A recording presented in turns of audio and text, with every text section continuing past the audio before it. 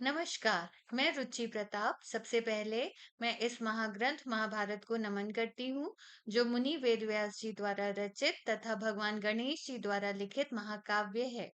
इस महाग्रंथ का संस्कृत से हिंदी में अनुवाद गीता प्रेस के शास्त्री महोदय श्री राम नारायण दत्त जी ने किया है। अब दूसरे अध्याय के 7वें भाग में श्री कृष्ण तथा महर्षि मार्कंडे जी का वन में आना तथा कलयुग की विशेषता आदि बताना हम देखेंगे। राज युधिष्ठिर ने अजगर वेशधारी नहुष के प्रश्नों का उत्तर देकर भीमसेन को छुड़ा लिया। इसके बाद महानुभाव पांडव पुनः काम्यक वन में आए। जब नरपुंगव पांडव काम्यक वन में निवास करने लगे, तब उनसे मिलने के लिए वसुदेव नंदन श्री कृष्ण उनके पास आए। यह कथा इसी प्रसंग में कही गई है। पांडवों का महामुनि मार्कंडे के साथ समागम हुआ। वहां महर्षि ने बहुत से उपाख्यान सुनाए। उनमें वेन पुत्र पृथु का भी उपाख्यान है। इसी प्रसंग में प्रसिद्ध महात्मा महर्षि ताक्षर्य और सरस्वती जी का संवाद है। तदंतर मत्स्य मत्स्योपाख्यान भी कहा गया है। इसी मार्कंडेय समागम में पुराणों की अनेक कथाएं, राजा इंद्रद्युम्न का उपाख्यान तथा धुंधुमार की कथा भी है। पतिव्रता का और आंगिरस का उपाख्यान भी इसी प्रसंग में है। द्रौपदी का सत्यभामा के साथ संवाद भी इसी में है। तदंतर धर्मात्मा पांडव पुनः द्वैत वन में आए। कौरवों ने घोषणा यात्रा की और गंधर्वों ने दुर्योधन को बंदी बना लिया। वे मंदमती दुर्योधन को कैद करने के लिए जा रहे थे कि अर्जुन ने युद्ध करके उसे छुड़ा लिया। इसके बाद धर्मराज युधिष्ठिर को स्वप्न में हरिण के दर्शन हुए। इसके पश्चात पांडव गण काम्यक नामक श्रेष्ठ वन में फिर से गए।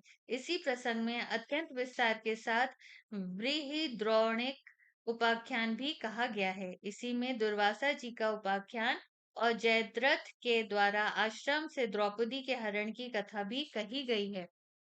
इसी समय महाबली भयंकर भीमसेन ने वायु वेग से दौड़कर उसका पीछा किया था तथा जयद्रथ के सिर के सारे बाल मुंडाकर उसने 5 चोटियां रख दी थीं।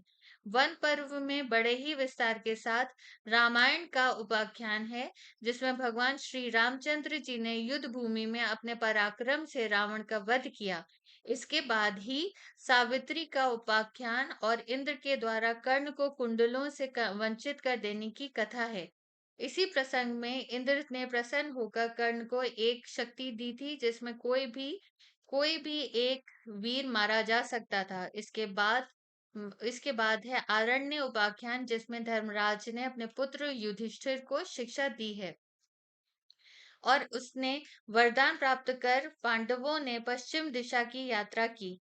यह तीसरे वन पर्व की सूची कही गई है। इस पर्व में गिनकर 269 अध्याय कहे गए हैं। 11,664 श्लोक इस पर्व में हैं।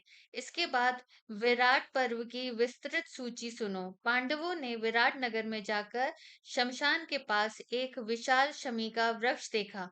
उसी पर उन्होंने अपने सारे अस्त्र शस्त्र रख दिए। तदंतर उन्होंने नगर में प्रवेश किया और छद्मवेश में वहां निवास करने लगे। कीचक स्वभाव से ही दुष्ट था। द्रौपदी को देखते ही उसका मन काम बाण से घायल हो गया। वह द्रौपदी के पीछे पड़ गया। इसी अपराध से भीमसेन ने उसे मार डाला। ये कथा इसी पर्व में है। राजा दुर्योधन ने पांडवों का पता चलाने के लिए बहुत से निपुण गुप्तचर सब ओर भेजे, परंतु उन्हें महात्मा पांडवों की गतिविधि का कोई हालचाल न मिला। इन्हीं दिनों त्रिगर्तों ने राजा विराट की गौओं का प्रथम बार हरण कर लिया। राजा विराट ने त्रिगर्तों के साथ रोंगटे खड़े कर देने वाला घमासान युद्ध किया। त्रिगर्त विराट को पकड़कर लिए जा रहे थे, किंतु भीमसेन ने उन्हें छुड़ा लिया।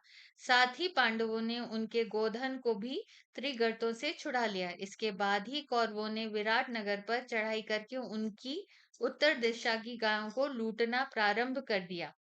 इसी अवसर पर किरीटधारी अर्जुन ने अपना पराक्रम प्रकट करके संग्राम भूमि में संपूर्ण कौरवों को पराजित कर दिया और विराट के गोधन को लौटा दिया।